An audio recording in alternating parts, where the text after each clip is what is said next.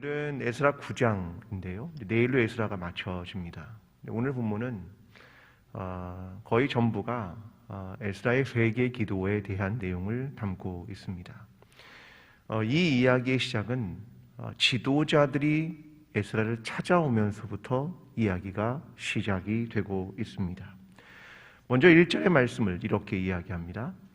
이르되 방백들이 내게 나와 이르되 이스라엘 백성과 제사장들과 레위 사람들이, 여기서 얘기하는 사람들에 대한 이야기, 이 땅 백성들에게서 떠나지 아니하고 가나안 사람들과 헷 사람과 브리스 사람들과 여부스 사람들과 암몬 사람들과 모압 사람들과 애굽 사람들과 아모리 사람들의 가증한 일을 행하여. 자, 그들이 와서 하는 이야기가 이것입니다. 여기에 보면 방백들이라는 건 행정구역의 책임자들을 일컫는 말입니다. 그들이 현재의 우리의 상황을 낱낱이 에스라에게 이야기하기 시작했다, 이 말입니다. 자, 여기에 보면 이런 이야기입니다. 이스라엘 백성, 이가 누구냐면 떠나갔다가 돌아온 사람들입니다. 이 땅의 사람들, 그들은 여기에 남겨진 사람들이라는 말입니다. 이것을 이야기하면서 현재 유다 공동체에 있던 현실이 무엇인가, 이것을 그대로 에스라에게 전했다, 이겁니다. 그 내용은 국제 결혼에 대한 이야기, 이방인들과의 혼인과의 이야기, 그 이야기를 전해주고 있습니다. 자, 이것은 신명기 7장 2절과 3절과 연관이 됩니다. 또 그들과 혼인하지 말지니 내 딸을 그들의 아들에게 주지 말 것이요 그들의 딸도 내 며느리로 삼지 말 것은 그가 내 아들을 유혹하여 그가 여호와를 떠나고 다른 신들을 섬기게 하므로. 자, 왜 결혼하지 말라고 말하는 겁니까? 그들이 무엇 때문에? 하나님을 떠날 것이다. 내 아들과 딸이 이방의 아들과 딸들과 결혼하면 하나님을 떠나 다른 신들을 섬기게 될 것이다. 이 일을 오늘 본문이 이렇게 말합니다. 가증한 일. 이 가증한 일은 다른 말로 번역하면 이런 말입니다. 구토나는 일. 이건 구역질 나는 일이다. 이걸 하나님이 지금 우리에게 말하는 겁니다. 여러분, 이 말은 동성애나 우상 숭배를 가리킬 때 주로 사용하는 말이 이 가증하다라고 하는 바로 이 말입니다. 여기엔 사실 예측되는 두 가지의 상황이 더 있습니다. 첫 번째 예측할 수 있는 상황은 당시 페르시아 법입니다. 당시의 페르시아 법은 남편이 죽으면 재산이 누구에게 가냐면 아내에게 가는 것이 법입니다.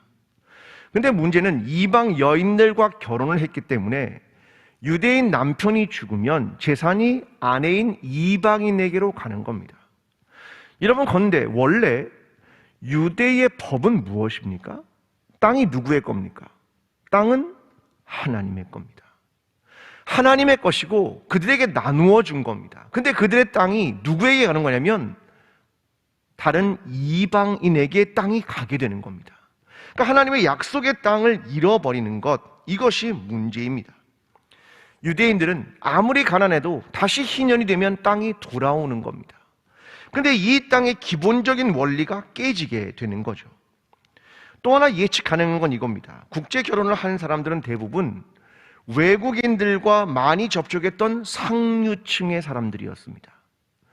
그들이 지금 외국인들과 결혼하면서 이런 복잡한 일들이 계속 작용하고 있었습니다. 그러면 이런 질문이 들죠. 외국인과 결혼하는 것은 안 좋은 것인가? 나쁜 것인가? 이런 질문을 하게 됩니다. 자, 2절은 이렇게 말합니다. 그들의 딸들을 맞이하여 아내와 며느리로 삼아 거룩한 자손이 그 지방 사람들과 서로 섞이게 하는데 방백들과 고관들이 그 죄에 더욱 으뜸이 되었다 하는지라. 자, 이 문제는 뭐에 대한 문제를 말하고 싶은 거냐면 거룩입니다. 거룩하냐? 내가 하나님 앞에 거룩하냐? 아니면 혼합으로 거룩함을 훼손시켰느냐? 여기에 대한 이야기를 하고 있는 것입니다. 우리가 아는 룻기는 모압 여인과의 결혼을 통해서 결국 다윗의 후손 예수 그리스도의께로까지 이어진다, 이런 이야기를 하고 있는 책입니다. 그뿐입니까? 요나는 안 그렇습니까? 이방인의 구원에 대한 얘기죠. 당시에 가장 악했던 아수르의 니느웨 성에 대한 얘기입니다. 하나님은 그들도 돌아오기를 원하신다. 이것이 이방인에 대한 얘기입니다. 그러니까 정리하면 이런 말이죠. 이건 이방인을 수용할 것이냐, 이방인을 거절할 것이냐, 여기에 대한 문제를 말하는 게 아닙니다. 뭐에 대한 문제냐면 거룩하냐, 하나님 앞에 거룩하냐, 거룩하지 않으냐, 여기에 대한 문제를 우리에게 이야기하고 있다는 것입니다. 여러분, 그런데 이 일에 앞장서는 사람들이 있었습니다. 2절에 보니까 이렇게 말합니다. 방백들과 고관들이 이 죄에 더욱 으뜸이 되었다 하는지라. 여러분, 1절에 보면 백성들과 제사장과 레위 사람들, 그러니까 누가 그런 겁니까? 누가 앞장선 겁니까? 리더 그룹이 제사장과 레위인과 방백들과 고관들이 이 일에 앞장서고 있습니다. 여러분, 이 사실이 얼마나 뼈아픈 일인지 모릅니다. 여러분, 리더 그룹이 어려우면 전체적으로 어려움을 당하는 이유가 무엇입니까? 누가 이런 이야기를 해주기가 너무 어려운 겁니다. 다시 돌아오십시오, 이렇게 말하기가 어려워집니다. 더 어떤 사람들이 찾아가서 말하기가 어려워집니다. 여러분, 사람은 점점 위로 올라간다고 생각할 때 겪는 어려움이 이겁니다. 말해줄 사람이 줄어든다. 생각을 바꾸면 서서히 판단은 자기 몫이 되어 간다. 이게 리더 그룹이 가지고 있는 취약점 중에 하나입니다. 사람들이 가끔 저에게 전화를 합니다. 저에게 전화하는 사람은 사실 별로 없습니다. 근데 가끔 어떤 분들이 전화를 합니다. 어떤 일이 있어서 2번 정도 전화가 왔다. 그러면 제가 어떻게 받아들이냐면 두 사람이 전화했다고 안 받아들입니다. 적어도 그 뒤에 비슷한 생각을 하는 사람들이 20명은 있다. 적어도. 이게 제가 받아들이는 늘 생각들입니다. 저한테 전화 한 번 하기가 어려우시겠죠. 얼마나 생각을 많이 하고 전화하셨겠습니까? 여러분, 그것은요, 두 사람의 전화가 아니라 적어도 20명 이상의 사람들의 생각이다, 이렇게 받아들여야 된다고 생각하는 겁니다. 여러분, 어른이 된다는 건 점점 두려워한다는 것을 의미합니다. 저는 늘 에스겔 9장 6절의 말씀을 생각하곤 합니다. 이렇게 말합니다. 심판에 대한 얘기입니다. 늙은 자와 젊은 자와 처녀와 어린아이와 여자를 다 죽이되 이마에 표 있는 자에게는 가까이 하지 말라. 내 성소에서 시작할지니라 하심에 그들이 성전 앞에 있는 늙은 자들로부터 시작하더라. 하나님의 심판이 어디서 시작한다고 얘기하냐면 성소에서, 성전에서 시작하고 누구부터 시작하냐면 늙은 자들로부터 시작한다. 여러분, 이게 얼마나 두려운 말인지 모릅니다. 누구에게로부터 시작하고 어디서부터 시작하느냐? 내 성소에서부터 시작하고 늙은 자들로부터 시작한다. 얼마나 의미심장한 말인지 모릅니다. 우리는 무엇인가 더 위로 올라간다고 느낄 때 두려워해야 되는 겁니다. 내가 더 부해진다고 느낄 때 두려워해야 되는 겁니다. 내가 더 많은 권한을 가질 때 우리는 두려워해야 되는 겁니다. 교회의 어른인 여러분, 직분자 여러분, 항존직 여러분, 당회원 여러분, 우리는요 두려워해야 하는 겁니다. 왜냐하면 하나님이 우리에게 더 큰 책임을 물으실 것이기 때문에 그런 겁니다. 그래서 더 많이 엎드려야 하고 더 거룩함으로 몸부림쳐야 되는 것이 오늘 우리의 자세입니다.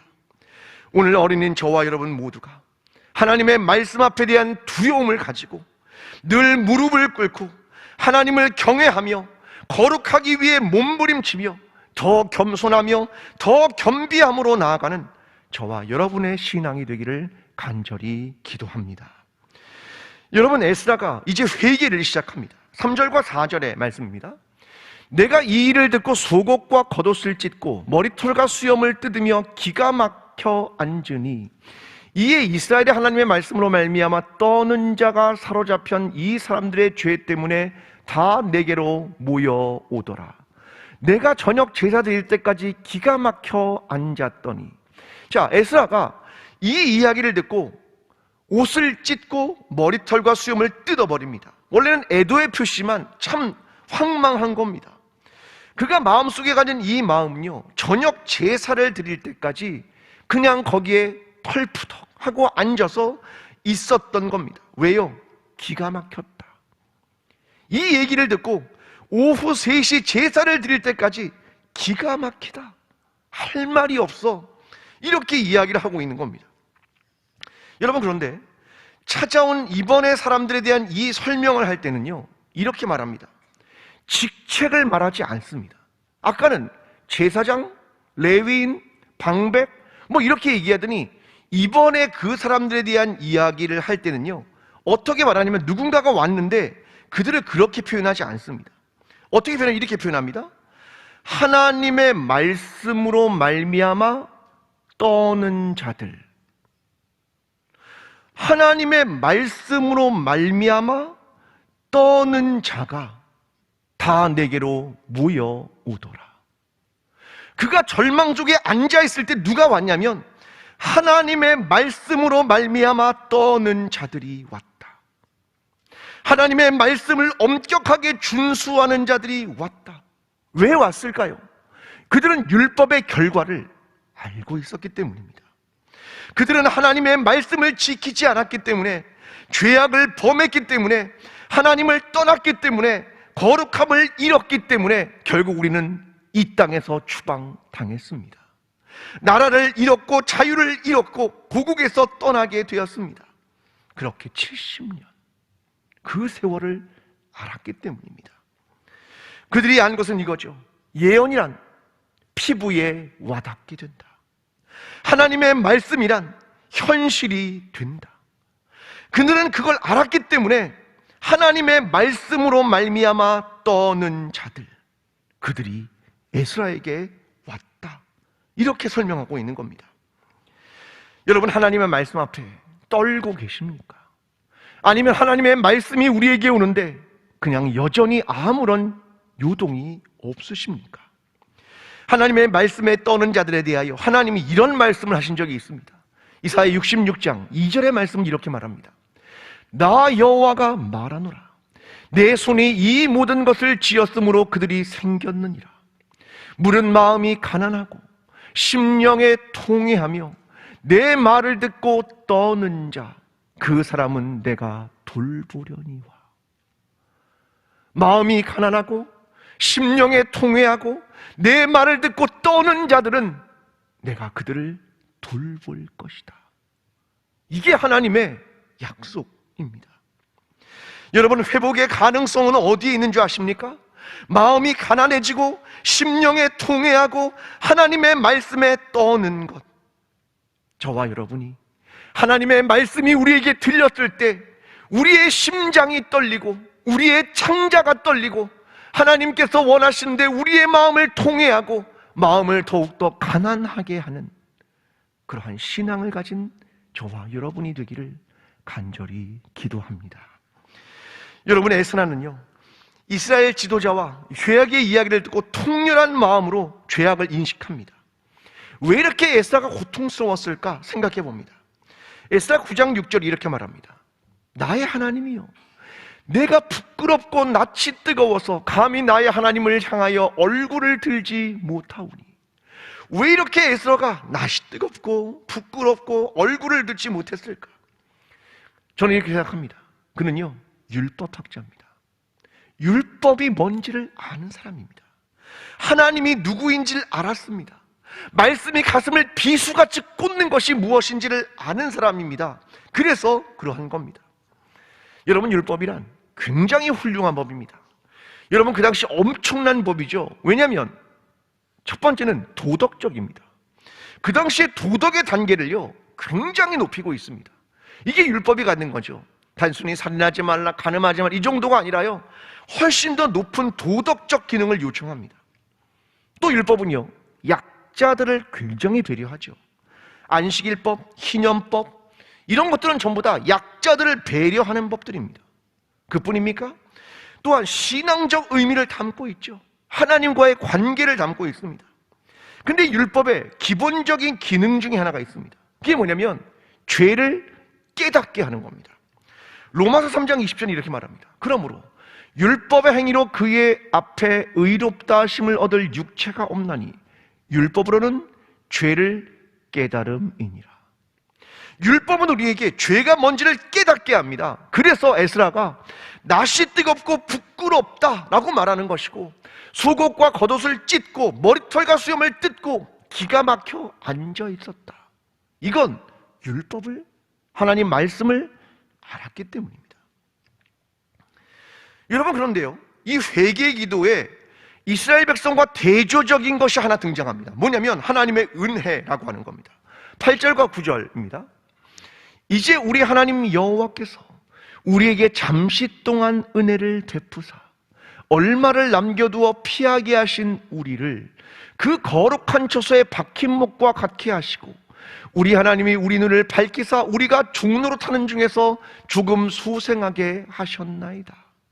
우리가 비록 노예가 되었사오니 우리 하나님이 우리를 그 중살이하는 중에 버려두지 아니하시고, 바사 왕들 앞에서 우리가 불쌍히 여김을 입고 소생하여 우리 하나님의 성전을 세우게 하시며, 그 무너진 것을 수리하게 하시며 유다와 예루살렘에서 우리에게 울타리를 주셨나이다.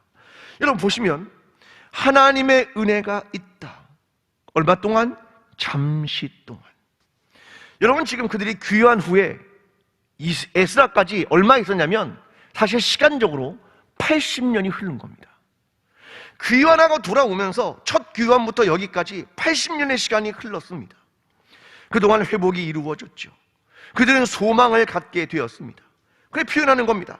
얼마를 남겨두어 피하게 하신 우리. 하나님, 우리는 구조자입니다. 우리는 생존자입니다. 하나님, 우리를 남겨두셨습니다. 그런 말이죠. 그 하나님의 은혜로 거룩한 처소에 박힌 목과 같이 든든히 지켜주셨다. 자, 이 말은 천막에 말뚝처럼 박으셨다, 그런 말입니다.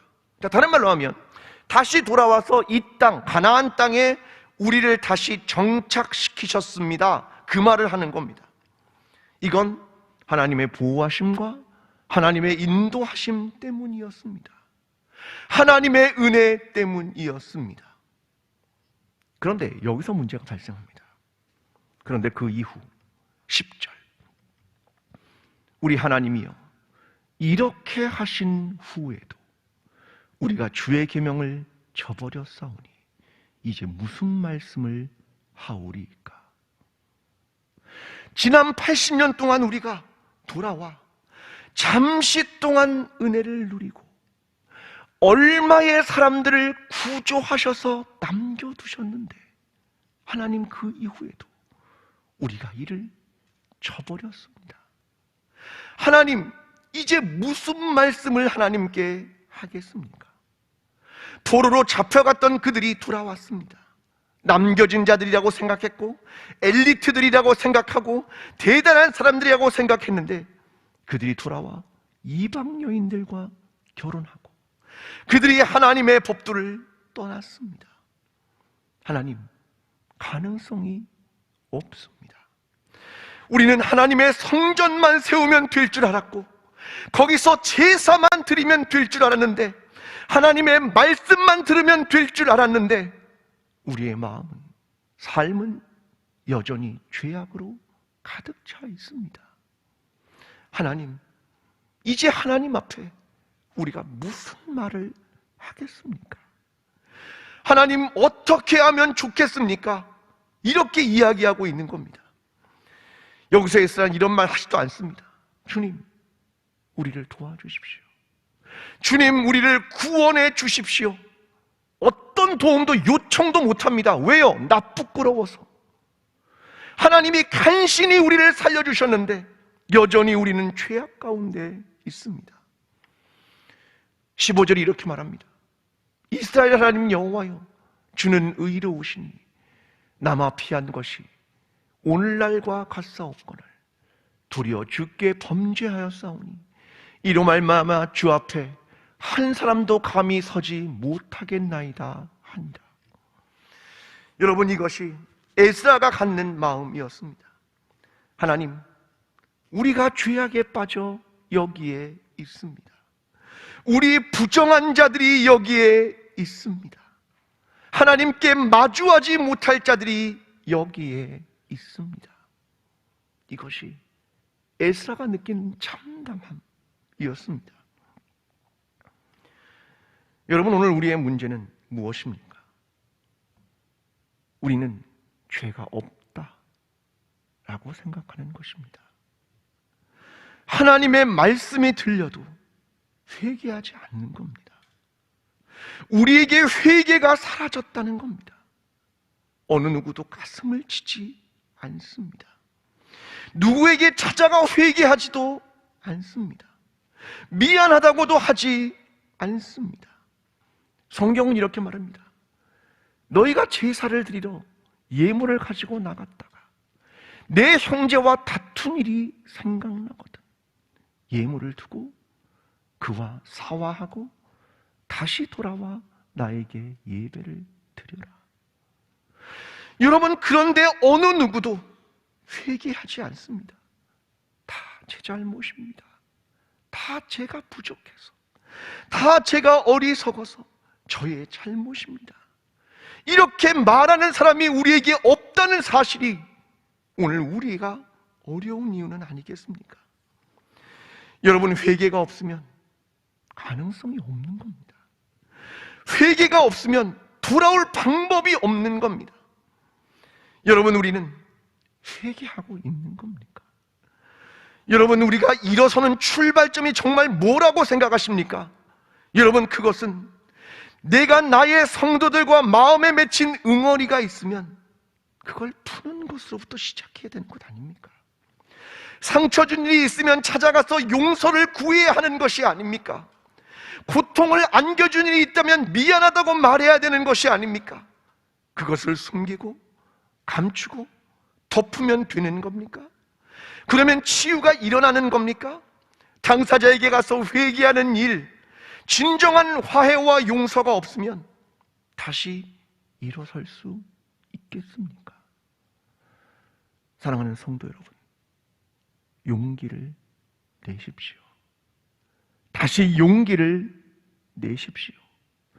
우리 안에 있는 죄악을 다시 들여다 보십시오. 그리고 우리의 잘못이 있다면 통렬하게 하나님 앞에 나아가 회개해야 하는 것입니다. 회개하지 않는 사람에게, 회개하지 않는 공동체에게 희망과 미래는 없습니다. 오늘 에스라가 보여준 것이, 그 회개의 기도의 내용이 바로 그것입니다. 하나님이 잠시 우리에게 은혜를 주셔서, 우리를 잠시 구조해 주셔서 여기에 왔는데 우리는 변한 게 없습니다. 하나님, 이것이 우리의 잘못입니다. 이것이 에스라의 기도였습니다. 이 시간 함께 기도하겠습니다.